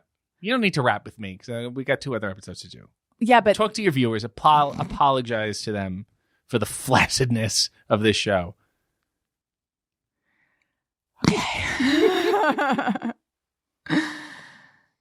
thank you for joining us, Tony. I don't know how I feel right now. It's not obvious What's not obvious? that you don't know how you feel. I know I appear to be cool as a cucumber, and the thing about me is I've always got it under control. That's what they'll say about me. No, they're already saying it. They're already hearing this, and they're already saying it, and they're like, those guys threw so much at her, but you couldn't knock her off her game because she knows what's up. Yeah. And so then after the coup, you're going to hemorrhage listeners. Mm-hmm. Hemorrhage. That's fine. There's going to And be we'll get the real hue ones. and cry. Yeah. Who appreciate, good Who appreciate you guys? good broadcasting. No one tunes into a podcast for good broadcasting. No, they tune in to hear about how, my husband doesn't know how to park. Sorry, it took him an hour. I mean, if I could the just... Kia form, For- where will we put our car? It's great. Whereas you Riveting. and I will talk about Jamie Farr and things like that. Again. I like Jamie Farr. For real, I felt sad last night. I truly was like, this reminds me of other things in my life that they just were just slightly out of reach. Where it's like, oh man, I was looking forward to that thing and it totally did not go how I wanted it. My wedding, for example. So perhaps missing this show touched on some wedding wounds that I have. I'm just saying, we're all unhappy that I wasn't there. Yeah. But it was your fault. It's under your control, I guess is my point. And I know that's what makes it worse. Yeah. I know. I am shocked that you actually showed, though. Thank you. I know, while very, very late. He just has very late. no bar for you. He has nothing. Good. Do more on this, less of that. Oh yeah, because Did you think we weren't going to come? Oh, I think I said to Pete and Flo, I was like, I think I'll believe it when I see them in there. And then you saw us, and was it 90 minutes late. And then, but still, there we were. And for you, was it everything got dark, you could hear a pin drop, and then the light shining on us, and we're kind of glowy? No, What? no, I was paying You were attention. drunk. I was paying attention to that show that I got there for. Yeah, having a great time.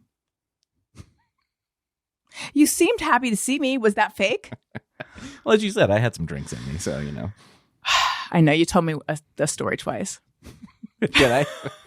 Would you please wrap the first of 3 plagues, please? We've got a long way to go. Oh yeah, I'm sorry. Thanks for listening. If you like what you've been hearing, or even if you don't, please make sure you're subscribed. Leave us a nice review on Apple Podcasts or wherever you're listening. 5 stars. Follow me on social media at Alison Rosen on Twitter and Instagram. And follow the show's Twitter feed at ARIYNBF. Listen to my other podcasts, Upworthy Weekly and Childish. RJ, where might we find you? So many places. Google my name. A bunch will come up. Hey W's every Sunday at the crack of dawn, which is apparently 7 a.m. Eastern, according to some, I don't know, a sailor or something. That's it. That's it. Yeah, I'll plug my other stuff in the other 2 podcasts I'm doing after this. I'm You gonna think spread that? them out. Don't you understand that it might be different people I'm listening? going to give it a little smorgasbord, and then I'll see who listened to what, where they find me. I mean, okay. Let me experiment. I'd like to think it's the same people. I just think some people might have been like, I've had enough. Yeah, I'll say. Yeah. Yeah. Okay, Tony, what about you? Where might we find you? Twitter and Instagram at Tony Thaxton. and Bizarre Albums every Tuesday. That's it. Thanks, guys. Listeners, thank you for listening. I love you. You matter. Goodbye. Hey, do you know about the Alison Rosen show? We had a good time, but now we gotta go.